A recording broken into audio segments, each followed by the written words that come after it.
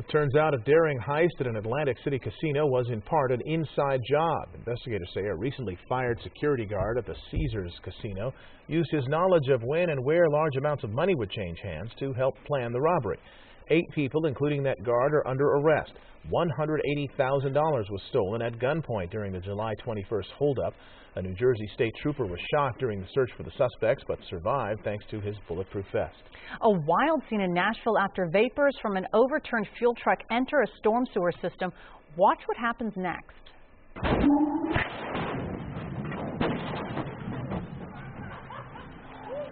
The explosions blew off manhole and storm drain covers. Remarkably, no one was injured. The city says the storm sewer system needed to be flushed out, but there was no significant damage, and drinking water was not impacted. That's a bad day. Yeah. Wow. Jonathan Novak is here now taking a look at the weather. Good day. Good day here. Weather-wise, very nice. Drier air in place. All that rain from, remember, last weekend. Now, as we head toward the end of the work week, that's been all pushed off to the east. But things are going to change as we go in through Saturday and Sunday. We'll get to it. Live Mega Doppler 7000 HD shows a clear picture of what are clear conditions and dry conditions. The rain well off to the east of Southern California. We'll zoom on out. You see all the lightning and storms in Arizona, New Mexico, and north of that. Vegas actually catching a break today. They were seeing some of that thunder as well over the last few days, but dry for them too. So tonight, looking clear, looking beautiful. Temperatures today were just below average in downtown. Normally we're at 84. We were at 83 for a high temperature this afternoon. And as the sun is heading down, LAX showing a beautiful picture. This is just a little bit of that low cloud cover, but yes, we do see the marine layer come back into play tonight. That will move in overnight into the morning time. 69 right now at LAX, and area-wide, very pleasant. 86 Santa Clarita, 66 at Big Bear 101. For you watching in Palm Springs, good evening. Wrightwood, 69 and 83, warm for you watching in Ontario. The setup is this. Low pressure to the north, that's very clear to see. You see it spinning counterclockwise right here. Low pressure off to the west, this trough of low pressure right here. High pressure well off to the east. We're in between. The moisture is being held at bay by that southwest flow that comes in with that trough of low pressure off to the west and that low to the north. So what will happen over the weekend as we're going through Friday, Saturday, and Sunday? These areas of low pressure will lift up enough that allows high pressure to build in later on Friday, but really into Saturday and Sunday. You see that low? That's out of the picture up in the Pacific Northwest, and the other one's lifting up to the north. So that high is going to build in Saturday and Sunday. That means a warm-up. Then as we go through Monday and Tuesday, the opposite happens. We see low pressure dig back in, and then by the end of the week, next week, high pressure pulls it back, and we see high temperatures rise again. So it's sort of a back-and-forth play here in the 7-day. But overnight tonight, very nice, clear, pleasant. A few clouds at the beach in the morning time where it's going to be 65. The mountains 45 for overnight lows. And then high temperatures tomorrow edging up slightly. Ever so slightly in Los Angeles, 84 for a high, 96 Santa Clarita, 93 Simi Valley and Riverside, and then at the coast we're at 78 in Oceanside, 75 for you in Dana Point tomorrow afternoon for a high temperature. Very pleasant. The morning clouds should get out of the way a little bit earlier tomorrow morning, and then Saturday, same story, a little bit warmer though in your 7-day. Sunday, same thing, 85, but then watch a little bit of a dip on Monday, Tuesday, and then it really starts warming up here by the end of the forecast, Wednesday and Thursday. The valleys, IE especially. So for you in the valleys, IE, 92 tomorrow, mid-90s for Saturday and Sunday, a bit of a dip again Monday, Tuesday, and then upper 90s next Wednesday and Thursday. No rain in the mountains, no storms to speak of, just beautiful weather. I'd say 80 by next Thursday, 79 leading into that on Wednesday, and lower mid to upper 70s until then. Just really good stuff in the high desert. Mid-90s for a day, upper 90s on Saturday and Sunday, nearing 100 by next Wednesday. You can't beat it. No rain, unfortunately, which we could use. So in the meantime, take the good stuff, which we've got. Okay, we will do that. Jonathan, thank you. What started as the promise of a puppy for a terminally ill child has turned to heartbreak for a Rancho Cucamonga family. An apparent scam has cost the family hundreds of dollars with no puppy to bring home. Inland Empire Bureau Chief Rob McMillan has the details. I can't fix what's wrong with her. I trade places with her in a heartbeat. I'm just trying to make sure what little life she has is the best quality as possible. Kim Trayer's daughter, Arwen, is bedridden at only 5 years old. Her organs are slowly failing. Her condition is terminal. She's blind now, but she can still hear. Anything sensory is wonderful for her, and she understands. She just can't TikTok. So when Trayer spotted an ad on pennysaver.com for this Yorkshire Terrier teacup, she thought it would be perfect for Arwen's 6th birthday, which is next week. I thought having a small, very small dog would be something wonderful, a dog that could sit in her hospital bed with her, sleep, and cuddle. She says the seller wanted $250 for the dog. I purchased an animal before, and, you just call, pay the money, and pick up your animal. This one happened to be out of state, and they said they would ship it to me the same day. But after she wired the money, the seller came back and asked for more, for shipping insurance. They sounded like good people, compassionate people. They said they understood my situation and that they would help me. In the end, she paid out more than $800 before she says she realized it was all a scam. I don't normally consider myself stupid, but because I was so desperate to make this happen for my daughter, I did something against my better judgment, and this is how it turned out. She's filed a police report and has contacted the FBI. As devastating as this is for me as a parent, I have told my child that her puppy was coming, that her puppy was going to be on her lap in the bed with her, and now I had to tell her, I'm sorry, honey, you're not getting a puppy. The Sheriff's Department is calling this a case of theft by fraud. We've left a phone message for the alleged seller.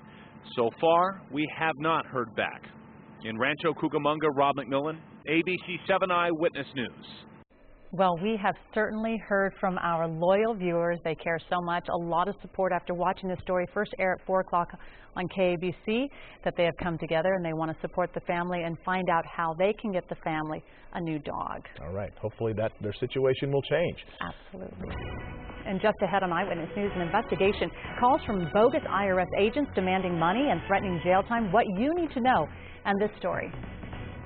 Depression and Parkinson's disease. What is the connection? I'm health specialist Denise Sedor. More on what actor Robin Williams was facing coming up on Eyewitness News.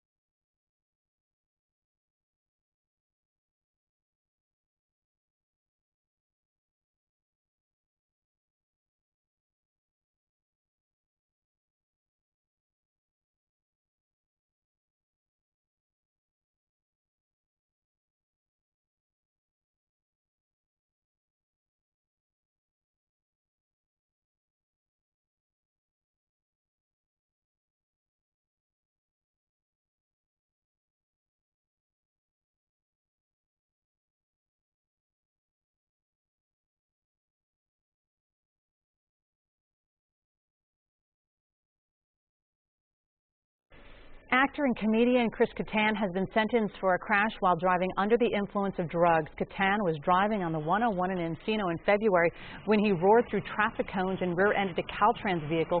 No one was seriously injured. Kattan told authorities he was taking prescription drugs. Today, a judge sentenced him to 3 years probation, a $500 penalty, and he was ordered to attend alcohol and drug education. Love and praise today for Kevin Ward Jr. as a small-town boy who loved the sport of dirt track racing. Some 700 family, friends, and racing fans jammed the high school auditorium in upstate New York today for Ward's memorial service. The 20-year-old was killed Saturday night after he was hit by a car driven by NASCAR champion Tony Stewart. Today, Ward's casket was decorated with racing flags and piled high with orange flowers, the family's racing team colors. The orange and white are bright colors, and that even against black clothing, it does shine through. But we're a tight family, so we will get through it together. Tony Stewart confirmed he will not race Sunday, a NASCAR Sprint Cup event at the Michigan International Speedway. It's the second NASCAR race he has skipped since Ward's death. Updating the evening's top stories next at 8:30. Including, with all eyes on the violent protests in Missouri, should police agencies be required to release the names of officers involved in controversial shootings? We're hearing from local experts. Plus this. Georgia Clark calling from Eyewitness. Goodbye. Would you know if this call was real or not? One woman thought for sure she could go to jail for tax fraud. Our consumer specialist investigates IRS scams and explains what you need to watch out for.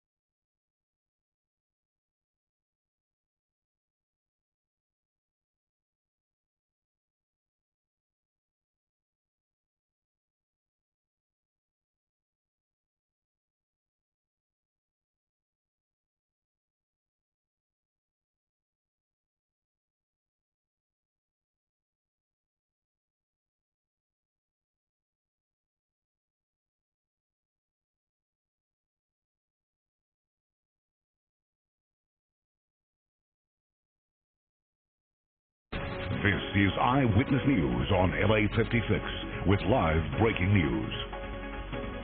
An update to breaking news we first brought you at the top of the hour. 6 pedestrians, including a number of children, hit in Long Beach, and now a DUI investigation is underway. This is Eyewitness News at 8 on LA56. I'm Colleen Sullivan. I'm Mark Brown in for David Ono. We're getting new information about this accident. The driver of the car that collided with the pedestrians was placed in the back of a patrol car, and Long Beach investigators confirm they're now conducting a DUI investigation.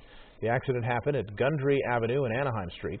A number of ambulances took the injured to local hospitals to be checked out. Their injuries do not appear to be serious.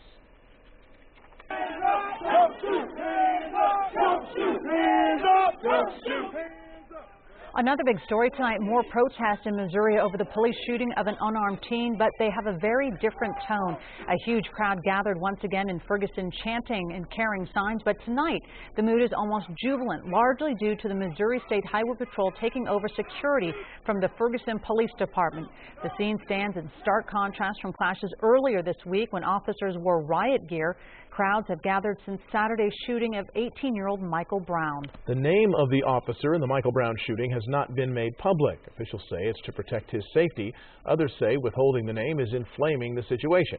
Eyewitness News reporter Robert Olguin looks at the argument for and against and the legal issues involved. It's been 5 days since a police officer shot and killed an unarmed teenager in Ferguson, Missouri. But the identity of the officer who killed Michael Brown remains a mystery. Officials in Ferguson have refused to release the officer's name, citing safety concerns. But critics of that policy say withholding the officer's identity is only making matters worse. Accountability for police officers and police departments is crucial. Knowing the identity of the officers, therefore, is very important. Erwin Chemerinsky is the dean of the law school at UC Irvine. He's also an expert in constitutional law. All of us who are government employees have to accept that what we're doing is open to the public for scrutiny. Let's not rush to judgment. Jerry Harper retired as an undersheriff with the LA County Sheriff's Department after almost 40 years on the force. He says releasing officers' names can pose real risks. Not only do you have the threat to the officer, but you have potentially the threat of serious harm to the family. And of course the family, regardless of whether the officer is ever found guilty or at fault in this shooting, the family is innocent. Back in May, the California State Supreme Court ruled that agencies should disclose the names of officers involved in on-duty shootings. But the court stopped short of saying when those names should be disclosed. A case in point, this videotaped beating that happened on a Los Angeles freeway back in July. The California Highway Patrol has not identified the patrolman seen beating a homeless woman who'd wandered onto the interstate. The CHP says the full investigation could take several weeks. I'm troubled by this recent instance in California, and I don't think it's consistent with the California Supreme Court decision. But Harper says waiting can allow calmer heads to prevail. It's the timing of that information that could cause even more problems, and so they have to be extremely careful about that. Meanwhile, the hacktivist group Anonymous today released a name they say is the Ferguson police officer in question, but the police chief in Ferguson says they got the wrong guy. Robert Olguin, ABC7 Eyewitness News. A stunning revelation today from the widow of Robin Williams. She released a statement saying the late actor was in the early stages of Parkinson's disease when he died. Williams' wife, Susan Schneider, said in part, quote, Robin's sobriety was intact and he was brave as he struggled with his own battles of depression, anxiety, as well as early stages of Parkinson's disease, which he was not yet ready to share publicly, end quote. Williams was found dead on Monday after committing suicide in his Bay Area home. You can read his wife's full statement on ABC7.com. Parkinson's disease is an incurable nervous system disorder that involves movement. Among the early symptoms are tremors and oppression. Health specialist Denise Dodor has a closer look at this disease that impacts millions around the world. I do voice. Yeah! Look at me right now, Moneypenny. I want to undo that bow and get to know you. I'm ready to make a deal with you. Rapid-fire improv is a talent Robin Williams is famous for. Now we've learned the comic genius was faced with a neurodegenerative brain disease that would, as it progressed, ultimately slow him down. Neurologist Grigor Haratunian says Parkinson's disease attacks the body's connection to the brain's main control center. The brain tells your arm to do something, and because of that dopamine transmission is slowed, it takes a while for you to get that. And all these symptoms come because you're starting to lose dopamine. The goal of medication and therapies like deep brain stimulation is to replace the low levels of dopamine. 10% of cases are genetic and occur in younger adults. 90% of Parkinson's cases have no known cause and develop when people are in their 60s. Symptoms like trembling, slowness of movement, stiffness, and loss of balance and coordination can begin gradually. Medications can help delay the onset, but doctors say in high-functioning people, the symptoms can be much more noticeable sooner. You're slow in multitasking, you cannot do things as fast, you cannot process information as fast, your thinking slows down. Studies show major depression is present at any given time in 20 to 40% of Parkinson's patients. Dr. Haratunian says the key to helping newly diagnosed patients is to tell them what to expect, to help them understand how the disease will progress. But in people with a history of depression, a Parkinson's diagnosis can worsen the depression. And Parkinson's is a big stressor. Parkinson's could be a huge stressor, especially someone who's battling depression. Absolutely. But Dr. Haratunian says he has many patients diagnosed with Parkinson's who lead full, active lives many years after diagnosis. It's not curable, but definitely very manageable and treatable. Denise Tador, ABC7 Eyewitness News. Some Bay Area parents have succeeded in their efforts to shelve a sex education textbook that includes mention of sex toys and bondage. The book, Your Health Today, is used mostly for college students, and some parents say it's not appropriate for 9th graders. Fremont is the first high school in the state to use it after district health teachers selected it unanimously from several texts. Some parents called it borderline pornography. I'm sorry, I cannot see anything that a child needs to know in 9th grade about bondage. What are you teaching them? Please don't let your narrow views of human sexuality affect my child's education. In the end, the district decided to go back to last year's textbook while working with the publisher of the new book to create a version designed for high school students. It is a phone call that can make taxpayers shudder. A person says they're an IRS agent, then demands money and threatens a huge fine, jail time, even deportation if the money isn't sent right away. In an Eyewitness News investigation, consumer specialist Rick Romero explains what you should do if you get one of these calls.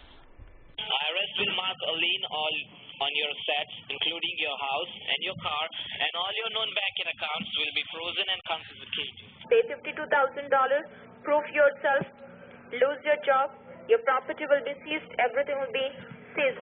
Those were actual phone calls from people identifying themselves as IRS agents, demanding money from unsuspecting and law-abiding taxpayers who have done nothing wrong. You've been audited, and there's this amount of money that you have to pay right away. Seema Nassiri of Laguna Hills contacted us after receiving several threatening calls in recent days. The callers identified themselves as IRS agents and demanded nearly $4,000 or Seema would be arrested and thrown in jail. My heart was beating. I was just so afraid. They're going to come and arrest me. And he says, this phone conversation has been recorded and you're going to be arrested within days unless you take care of this right away. And I was just like, I hung up on him. When we contacted the phone numbers made to Seema, the person on the other line assured us they indeed were the IRS. Although each time we called, the connection was poor. The real IRS says that's most likely because the scam artists are calling from another country. The IRS would never threaten you. Lourdes Seuss of the Internal Revenue Service's LA office says these scammers often sound authentic because they have personal information, including Social Security numbers of their targets. The IRS would never do this kind of thing. First of all, the IRS wouldn't contact you by phone or visit you at your house or send you an email. Now, the people who claim to be from the IRS say that if you want to settle your debt with them, then you need to go to either a CVS pharmacy or an Albertsons and then wire them your money. That's because those stores have a MoneyGram location inside, where you can wire cash directly to another party. On the MoneyGram phones, customers are even warned about potential fraud with signs that state, "Stop scam, never send money to someone you don't really know." 2 days after we interviewed Seema, she got another call from a man claiming to be with the IRS. This is the IRS officer, and we will send the local authorities at your mailing address or at your workplace to pick you up. Moreover, you will be the sole responsible for the further legal consequences. With our cameras rolling, Seema called them back. Hi, I had a message from you guys yesterday regarding some taxes that is past due. But when she told them her conversation was being recorded by us, they hung up. The IRS says the scam artists target the most vulnerable, including senior citizens and immigrants, who they threaten with deportation. If you get a call from someone claiming to be from the IRS, don't ever give any personal information, including Social Security or credit card information. If you do owe money to the IRS and you legitimately owe taxes, they'll send you a formal letter, not call you. If you have any doubt about the caller's identity, call the IRS directly. Roger Clark calling from IRS. Goodbye. The IRS says sometimes after threatening victims with jail time, the scammers will then hang up, but then they'll call back. This time they'll say that they are with the local police department, so be aware. This is Rick Romero, ABC7 Eyewitness News. Members of Girls Incorporated and the Girl Scouts of Greater Los Angeles recently enjoyed an inspiring afternoon. The event was all about STEAM, which stands for Science, Technology, Engineering, Arts, and Math. Role models from the Walt Disney Company and Google talked about how they put each of those areas to work in their career. Girls were also treated to an early screening of the Disney Channel movie How to Build a Better Boy, which premieres tomorrow. Disney provided the video and is the parent company of ABC7. Up next, why SoCal Edison is being penalized for more than $24 million. And when criminals do something really stupid, we really like to show it to you when it's caught on video. See what happened next. A beautiful day, a beautiful evening here in Southern California, but temperatures are on the rise for the weekend. I have details from the 7-day forecast coming up.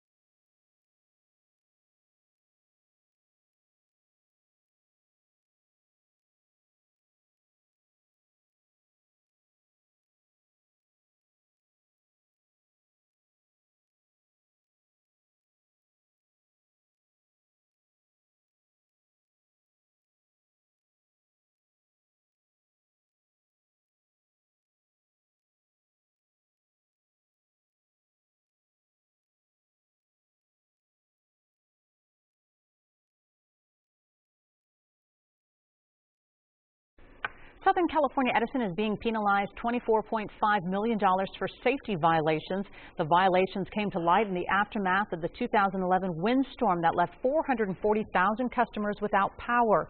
And in a separate incident in which a power line fell to the ground, killing a man, his wife, and their son, state regulators found that Edison's failure to maintain poles or other equipment was a factor in both cases. Edison had already agreed to the penalty and says it will come from shareholders and will not affect customer rates. And this story is from the file of World's Dumbest Criminals. Police in Swansboro, North Carolina have released dashcam video of a suspect dragging a safe behind his car. Officers say 22-year-old Ryan Mullins smashed a window at a pharmacy drive-thru, broke into the building, and came out with a 100-pound safe containing prescription drugs. A pharmacy employee arriving at work says she couldn't believe what happened next. It looked like he was leaving because I sat in my car for a little bit. And then I started noticing he tried to put a safe, a very large safe, into the back of his trunk. when he could not do so, he started to tie it to his bumper so that he could drag it out of our parking lot. I had the same thing when I pulled up on the scene. I was like, you have got to be kidding me. After a short chase, top speed about 2 miles an hour, the officer pulled the suspect over and arrested him. All right. Is more fire-friendly weather on tap for Friday and the weekend? Jonathan Novak has his complete forecast straight ahead. And in sports, as Yasiel Puig continues to be must-see TV, did the Dodgers wrap up their 9-game road trip with a win? And a new movie theater. It's a new movie in theaters, offers you something of a cooking lesson. Our food coach shows us how the 100-foot journey can improve your culinary skills.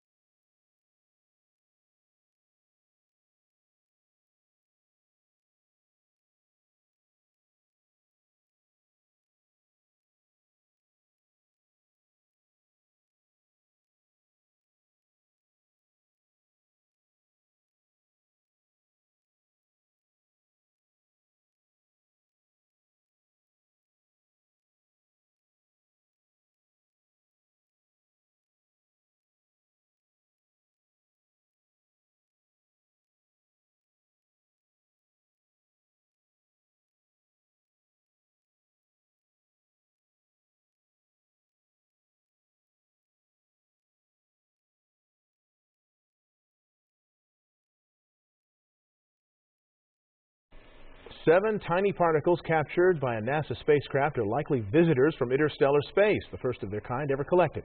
They came from the Stardust spacecraft. Along with capturing comet dust, it had collectors to pick up random space dust. The samples parachuted back to Earth in 2006. Fast-moving dust motes left microscopic tracks in the collection panels. Finding those that might have come from other stars was a painstaking effort, but 7 have now been found, probably created in an ancient supernova explosion. Wow, no kidding. That's pretty cool. I don't know what the big deal is. I've been here for my whole life. Yeah. People call me I'm from space all the time. So Sure, well... or my head's in the clouds. One or the other, I forget. Well, let's talk about our warmer forecast coming. Let me tell you something. Today, fantastic. Yeah. Tomorrow, pretty fantastic. And then the weekend is up in the air because it's really going to be up to you. We're going to stay dry, but it's going to start getting warm. So if you want warmer weather, maybe a little bit. It's kind of an So temperatures are going up for the weekend, folks. I'll tell you right now. Live Make It Off the 7000 HD shows. Dry today. All that moisture. Remember we had the storms Earlier on in the forecast, we had that earlier on in the weekend, over the weekend. That's all off to the east now, and a lot of deep moisture off in portions of Arizona, New Mexico, and north of that. This is all that monsoonal moisture that gets streamed on in from the Gulf, that tropical moisture playing out in showers, storms, lightning. For us, dry. And for tomorrow, dry. Temperatures, though, will start rising up as we go in through Friday, Saturday, and Sunday. Long Beach, 72 degrees right now. Light winds, 8 miles an hour. A pleasant, beautiful evening. 81 in Palmdale, a comfortable 73 for you right now in Santa Ana, and 69 Santa Monica. We head up to Santa Barbara at 64, a little bit cool for you in Oxnard as well. So, okay, this is a 24-hour temperature change map. Shows you that this time tonight versus last night at the same hour, we are warmer by 8 degrees in Burbank, 3 degrees in LA and Santa Monica, 7 in Van Nuys. Just to give you an idea that we're already on that uptrend for the temperatures. We're already warming up. This is the reason why. Low pressure up to the north, low pressure off to the west. We have that onshore flow that's been coming in, and that's been keeping us a little bit cooler. But high pressure off to the east, that is going to build back in over the next few days, and this is the reason why in the future scan you'll see those areas of low pressure lift up and away. That makes room for high pressure to build in on Friday, Saturday, and Sunday, and that translates into warmer weather for Friday, Saturday, and Sunday before low pressure comes back into play for the work week. So we'll see that right here. Lows tonight are looking good. 65 Anaheim, 68 in Irvine, and 59 Wrightwood, Apple Valley, 65, 62 in Northridge, and high temperatures tomorrow just a tad warmer, and then they're going to go up again on Saturday and Sunday. But 84 tomorrow in Los Angeles, 93 in Northridge, low to mid-90s in the IE, and 75 at the coast from Huntington Beach south. 7-day forecast. LA Metro and Orange County. 84 tomorrow. We're in the mid-80s on Saturday and Sunday. A bit of a dip here Monday and Tuesday, and then really warming up next Wednesday and Thursday with high pressure barreling down on us. I guess we could say that. Friday, tomorrow in the valleys, IE 92, mid-90s on Saturday and Sunday. Next Wednesday, Thursday, you're going to get close to the upper 90s, pushing 100 in some spots in the valleys. The mountains are in the mid-70s to upper 70s. No rain for you. The high desert staying breezy and dry, nearing 100 by Monday, Tuesday, and getting there Wednesday and Thursday. Dallas has the latest forecast, ABC7 at 11. Okay, Jonathan, thank you. You're welcome. Do you know who has the second best record in all of baseball? If you guessed the Angels, you would be correct. The Angels with 70 wins, and they're just 2.5 out in the AL West. They begin a 3-game series tomorrow in Texas. The Dodgers doing pretty well themselves. Didn't waste any time beating up on the Braves. Drew Butera turns and burns Mr. Baseball. That's a Fukuzaki saying right there. Up from the left center. His third home run of the season. 3-zip Dodgers. Where would the Dodger offense be this season without this guy, Adrian Gonzalez? He collected 3 more RBIs today to run his total to 83. That is tops in the National League. But Dodgers not just about the offense today. Take a look at what Yasiel Puig did in the 6th. The speedy Cuban hammers the fence but hangs on to rob Freddie Freeman of extra bases. Dodgers wrap up the 9-game roadie, winning 6 of 9. Major League Baseball has a new commissioner. Today, Rob Manfred was elected the sport's 10th commissioner, replacing the retiring Bud Selig. Manfred is a labor lawyer, and he's worked for MLB for 16 years. He beat out Boston Red Sox chairman Tom Werner in a rare contested vote. Tony Stewart will not race this Sunday when NASCAR visits the Michigan International Speedway. This is the second consecutive contest Stewart has skipped since his car killed Kevin Ward Jr. on a New York dirt track last Saturday. Finally, the WWE will be at the Staples Center this Sunday for SummerSlam, but a more intimate setting for the Boys and Girls Club in East LA today. The wrestlers Sin Cara and Chief Brand Officer Stephanie McMahon among the folks this afternoon promoting the company's anti-bullying campaign, which includes tips for kids on how to deal with a serious issue. Bullying is an epidemic that is truly facing the youth today. Every 1 in 4 kids is bullied. A child is bullied every 7 minutes on a playground, according to statistics. And WWE, partnering with the Creative Coalition, have the ability to show these students and these kids that they can believe in themselves and stand up against bullying. McMahon also told the kids that she and many of the WWE performers had to overcome bullying as kids. The new movie, The 100-Foot Journey, is more than just entertainment. It's something of a cooking lesson. Food coach Lori Corbin found an interesting Southern California tie-in to this tale. This is flavor that is fighting against the chicken. In the movie The 100-Foot Journey, Helen Mirren plays Madame Mallory, a French restaurant owner who is rigid about culinary techniques. But why change a recipe that is 200 years old? because, madam, maybe 200 years. It's long enough. Culinary prodigy Hassan Kadam learns to master the art of French cooking with help from Mallory and a Le Cordon Bleu cookbook.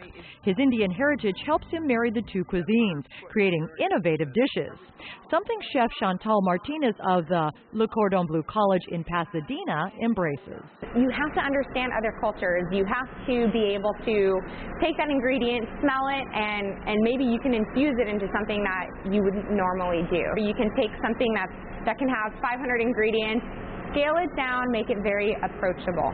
Example, chicken vindaloo flatbread that combines Indian spices and yogurt in the sauce for the chicken and then tops the flatbread with greens tossed in a French vinaigrette.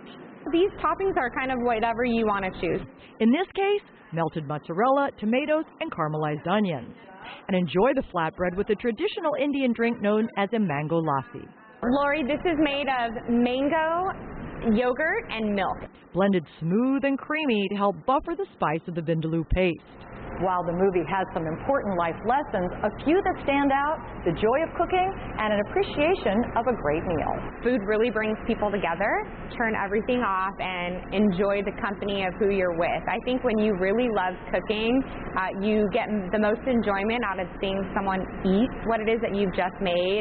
Lori Corbin, ABC7 Eyewitness News. And more news straight ahead here at 8 o'clock and ahead tonight on Eyewitness News at 11 on KABC. More fallout tonight from the deadly police shooting of a man in South Los Angeles. Community members are protesting. LAPD officials are meeting with activists. Plus, has there been a major break in the case of the mysterious animal crawling Norwalk? These stories and all the late-breaking news on Southern California's #1 late newscast, Eyewitness News at 11 on KABC.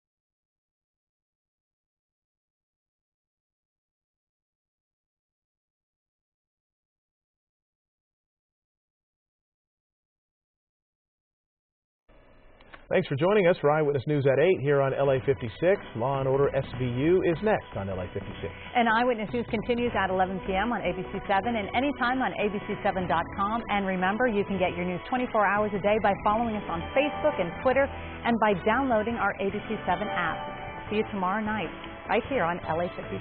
Good night.